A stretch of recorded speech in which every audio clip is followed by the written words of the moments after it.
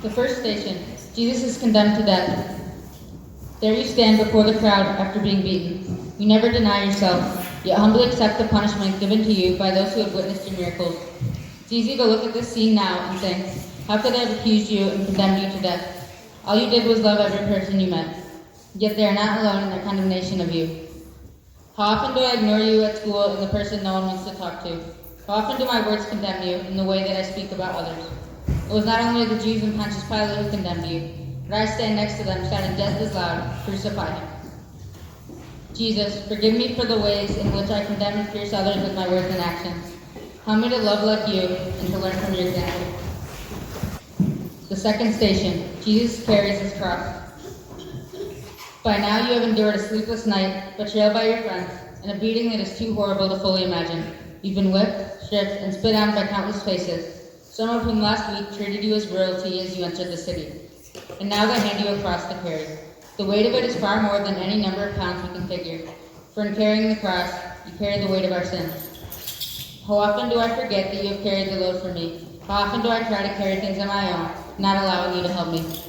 It was not only the sins of the world that you carried. It was my sin, my selfishness, my pride, my anger. Each added more weight to the load. And it was not only my sin you carried, but also my burdens, my worries, my fears, my sadness, my insecurities. Each you carried step by step towards Golgotha, the place of the skull. Jesus, help me not to forget the load that you carried for me. Give me the strength and courage to let go of those things that separate me from you. The third station, Jesus falls for the first time. As you walk through the narrow streets, every movement, every jolt burns and reopens your wounds. The pain along with the weight of the cross becomes too much and you fall. In boxing, when a fighter falls and is too beaten to continue, the fight is stopped by the referee. Yet there is no one there to stop the battle that you fight for us. Even though you know what still lies ahead, you do not stop and somehow find the strength to continue. How many times have I fallen in my walk? Too many to count, I'm sure. So many times when I fall, I don't feel like getting back up and trying again. There are too many temptations that I am faced with that feel too fun and easy to do because so many around me are doing them. Jesus, help me to remember your courage and perseverance when you fall. Give me the courage to get back up when I fall. Help me remember that it is worth it to live as you live. The fourth station, Jesus meets his mother. Amid all the shouts and jeers from the crowd that move like a wave in your mind as you struggle to remain conscious, one voice stands out. At first it is so faint that you wonder if it is real, but then as your eyes meet and you see her face, you are not surprised that she is there for you. She has always been there for you. Her yes to the Father has been a light in the darkness, and now here in your darkest hour, she is there. There are so many times when I feel alone in my struggles. It seems that no one understands what I am going through, especially my parents, but I realize they must. How many times have I hidden things from my parents out of fear of what they would say, or what trouble I would be in when all they wanted to love me? Jesus, help me to remember that I am never alone in my struggles. Help me to see my parents as you saw yours. Help me know their love for me, and when things are hard between us, help me remember the light of your mother in my life. The fifth station, Simon helps Jesus carry his cross. The soldiers who had beaten you all day had what appears to be a moment of compassion, yet instead, their selfish motives override their opportunity for charity. They only want to follow their orders to get you up to the place where you will be crucified. How beaten you look that they decide to grab Simon, a Cyrenian, out of the crowd to help you carry the cross. He follows behind you, walking in your steps, helping you move forward. You press on, knowing that the worst is yet to come. How often do I pass up on an opportunity to help someone in need? Do I let what others may think of me stop me from reaching out? Jesus, open my ears to hear the ways that you call me to serve. Help me follow Simon's example of helping others. Help me to know what it means to be a true and faithful servant. The sixth station, Veronica wipes the face of Jesus. By now the thorns cut so deeply into your head that even seeing where you should step next is almost impossible. Up to this point, all who approach you, other than your mother, either shout at you or spit in your face. As Veronica approaches, she walks differently than the others. As she reaches out her hands and wipes her face with her cloth, suddenly her face of compassion becomes clear. No words are necessary. Both your eyes say it all. For in that moment, your dignity as a man is restored. How many times have I forgotten that each person is made in your image and likeness and therefore deserves my respect? Do I make others objects of my pleasure and ignore their humanity? Veronica courteously stepped forward and dared to treat you differently than everyone else. Did I do the same? Jesus, help me to see your presence in others.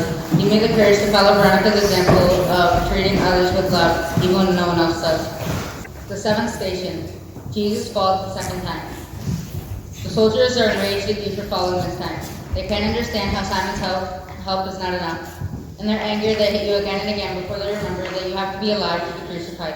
The beating stops, but the shouts and the taunts become louder and harsher. At this moment, you can stop this. You are the Messiah and have the power to reveal yourself to everyone there. But you know that it would not fulfill all that is written about you. You know that you must be faithful to all of the Father's promises to his people. Remembering your love and your faithfulness, you get up. And now with your wounds full of dirt and each step embedding it deeper, you keep going. How many times have I failed to follow through on my promises? Or worse yet, how often have I lied even to people I care about? Do I remember your faithfulness even when I fall? Jesus, help me to believe in your faithfulness and love for me. Give me the grace to follow through in my work to others. Help me to be a person of integrity. The eighth station. Jesus meets the woman of Jerusalem. Their wailing sounds like a funeral. They cry and weep as if you are already dead, while air still passes through your lungs and your heart still beats. To them, you are dead. They know that you are on your way to be crucified, and because of the beating you have endured, you already look like you should not be breathing at all. Yet in this moment, consumed by death, you speak words of life and say, "Daughters of Jerusalem, do not weep for me." Do I listen to your words in my life? How often have the things I've watched or listened led me away from you? Have I allowed the gospel of life to reign in my heart? Jesus, help me to listen to your words of life. Show me ways that I can put you first. The ninth station. Jesus falls for the third time. Again you fall, this time from sheer exhaustion. Only your will presses you forward, while your body refuses. How difficult it must be to be you, fully God and fully man. God knows that this has to be finished and that it is not yet complete. Man feels excruciating pain, and every bone in your body wants to stop right here and move no further. Somehow both join together and you muster the strength to get up. You vow to not fall again because you can see the place they are leading you to. You know the end is close, and so you press on. How many times have I let my flesh win over my spirit? How often have I chosen to sin rather than to follow your way? Was it my sin that became too heavy that you fell this third time? Jesus, help me to follow your ways. Help me remember your victory over my sin. Give me the grace to recognize when I sin and the desire to sin no more. The 10th station. Jesus is stripped of his garment. In some ways, to get to this point is a relief because you know this is almost over. In other ways, it is terrifying because you know the worst pain possible for man to endure is still waiting for you. By now, your bloody cuts have dried into your garments. Because of this, they act as a layer of skin for you, since so little of your own remains. As the soldiers strip you bare, it is not the nakedness that is painful, but rather the vicious tearing of your skin. The cuts that had closed now reopen, and once again a river of blood runs all over your body. You are stripped of your dignity as a man, for even animals are given a swifter, less painful death. How often have I judged others by the way they look or what they are wearing? Do I find my own self-worth and self-identity by the clothes I wear or the way I look? Jesus, help me to look past the outside of others. Help me not to judge them by how they look or what they wear. Help me to find my self-worth and identity in you.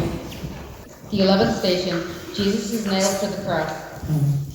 Lying down on wood is not foreign to you.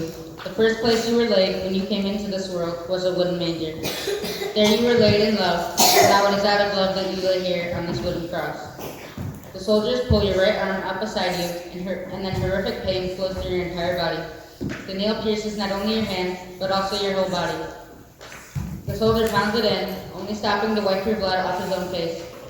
Again, the nail is driven into your other hand, and the pain jolts your entire body. Pain shoots up your legs as they nail your feet. In reflection, I am angered by the soldiers. I can't understand why they're doing this to you, and yet what is hardest to realize is that not only am I in the crowd watching all of this, but I am also one of them nailing you to the cross. How many times has my sin become a strike with the nail into your body? How often do I turn away from your mercy? Jesus, I'm sorry for nailing you to the cross with my own sin. Help me to seek your forgiveness and mercy for the times that I sin. The 12th station. Jesus dies on the cross. Above your head is the inscription, King of the Jews. And you use every last ounce of life left in you to lift your body so that you can speak. You do not lift the heart. Yet every word out of your mouth is one of love, truly from another kingdom. The faces of all humanity must flash before your eyes, as one by one you recount whom you are doing this for. Finally you say, Father, into your hands I commend my spirit. It is finished. You breathe your last, and it looks as though this is the end. Jesus, help me never forget your love for me. Help me to know that you died for me. Fill me with comfort in knowing that I never suffer anything you don't understand. The 13th Station. Jesus is taken down from the cross. The first arms that held you in this world are also the last.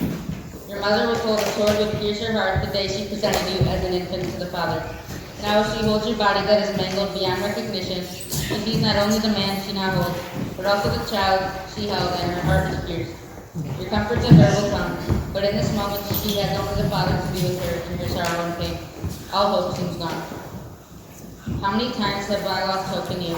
How often have I doubted your ability to be God in my life over all things? Jesus, help me to trust in you. Help me to place all of my hope in you, and give me peace in knowing that you are Lord over all things. The 14th Station. Jesus is placed in the tomb.